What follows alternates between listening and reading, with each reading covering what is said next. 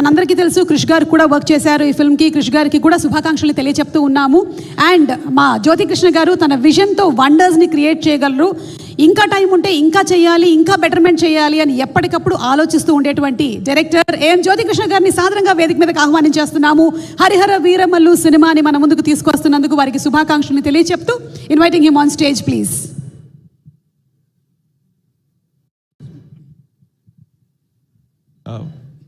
Press and media and social media అందరికీ నమస్కారం అండి. ఈ ఇన్విటేషన్ సడన్గా ఇన్వైట్ చేయండి. అందరూ మార్నింగే అందరు అసెంబ్లీ అయ్యానికి చాలా చాలా thanks. And sir I'm very happy. నేను సడన్గా మీరు ప్రెస్ మీట్ అని చెప్పగానే నేను ఒక లోపల ఒక చిన్న సంతోషం వచ్చింది. అందరూ మిమ్మల్ని కలవాలి, ఒకసారి చూడాలి, మీడియా వాళ్ళందరికీ ఒక మనసులో ఒక కోరిక సార్. అండ్ ఆ కోరిక ఈరోజు నెరవేరింది. Very happy about that sir. And movie గురించి వస్తే లైక్ ఆల్రెడీ మూవీకి హెవీ వర్క్, విఎఫ్ఎక్స్ వర్క్ జరుగుతుంది అని సార్ చెప్పారు.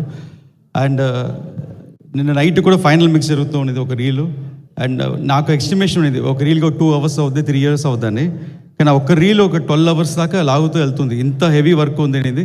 బికాస్ దాంట్లో ఒక ఫైట్ ఉంది, ఒక సార్ డిజైన్ చేసిన ఫైట్, పవన్ సార్ డిజైన్ చేసిన ఫైట్. దగ్గర ఆ ఫైట్ ఒక 18-20 minutes ఎపిసోడ్ ఉంటుంది. ఫైట్లోనే ఒక కథ చెప్తున్నాం మనం. ఆ కథ చెప్పేదానికి మ్యూజిక్లో కథ చెప్పాలి. దానికి ఒక బ్యాక్గ్రౌండ్ స్కోర్ చేసేదానికి కిరవాణి సార్కి ఆల్మోస్ట్ ఒక 10 days పట్టింది. ఆ ఒక సీక్వెన్స్కి మాకు బ్యాక్గ్రౌండ్ స్కోర్ చేసిన దాన్ని మళ్ళీ ఫైనల్ మిక్స్లో తీసుకుని వచ్చేటప్పుడు దానికి ఒక 8 hours పట్టింది. సో అంత హెవీ వర్క్, అంత పవర్ఫుల్ సీక్వెన్స్ ఫస్ట్ సార్ చేసి, ఆ సీక్వెన్స్ నేను చూసిన తర్వాత అప్పుడు నాకు దాంట్లో ఒక అర్థమైంది ఏంటంటే, పవన్ సార్ చూసే వీరమల్లు సినిమా వేరే, పవన్ సార్ అనుకున్న సినిమా వేరే. ఆయన ఈ సినిమాని ఎలా అనుకున్నారనే ఒక ఫైర్ నాకు అనిపించింది.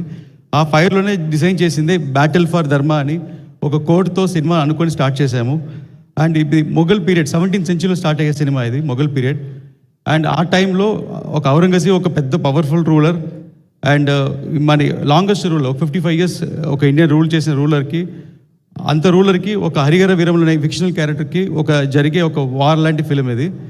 సో ఈ ఎపిసోడ్లో ఇంత పవర్ఫుల్ క్యారెక్టర్ డిజైన్ చేసిన దానికి నాకు వర్కింగ్ ఆపర్చునిటీ దొరికింది. పవన్ సార్ నేను చాలా థ్యాంక్స్ చెప్తున్నాను సార్. అండ్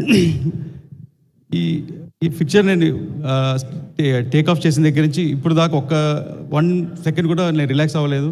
ప్రతి సెకండ్ ఒక ఇద్దరు పీపుల్ డ్రీమ్. మా నాన్నగారు ఏం రత్నం సార్, ఆయన బాగా కసితో పనిచేశారు. ఆయనకి పర్సనల్గా నీ సర్జరీ ఉండింది, దానికి కూడా పోస్ట్ పోన్ చేసుకున్నారు, ఎలాగైనా సినిమా ఫినిష్ చేయాలి అని. సో ఆయన కసి అండ్ పవన్ సార్ కంట్లో కనిపించిన ఫైర్, ఈ రెండు అసలు ఆపలేదు. సో దానివల్ల నేను ఎంత నా మ్యాక్సిమం వాట్ ఎవర్ నేను దీని మీద పెట్టి ఎంత డెడికేట్ చేయగలుగుతాను అంత maximum I did this. And ఈరోజు రిజల్ట్ కనిపిస్తుంది. అండ్ ఫర్ ఎగ్జాంపుల్ మనోజ్ సార్ని నైట్ 3-4 దాకా కూర్చోబెట్టింది నేను. ఆయన కంట్లో మీకు చూస్తే కనిపిస్తుంది. గ్లెండన్ అందరికి ఎవరిని ఎదురుపోని ఆల్మోస్ట్ ఒక 10 days 15 daysగా. సో అందరు నాతో పాటు నాతో వర్క్ చేసిన టెక్నీషియన్స్ అందరు స్ట్రెయిన్ అయ్యారు సినిమా కోసం. ఎక్స్ట్రా ఇన్పుట్ పెట్టిన ప్రతి ఒక్కరికి నేను థ్యాంక్స్ చెప్తున్నాను. అండ్ ఇప్పుడు యాక్చువల్గా కిరవాణి సార్ కూడా రావాల్సిందే, ఆయనకి హాస్పిటల్ అపాయింట్మెంట్ రాలేదు. ఒక పెద్ద బ్యాక్ బోన్ ఈ సినిమాకి మ్యూజిక్. అండ్ కిరవాణి సార్కి నేను చాలా చాలా థ్యాంక్స్ చెప్పాలనుకుంటున్నాను.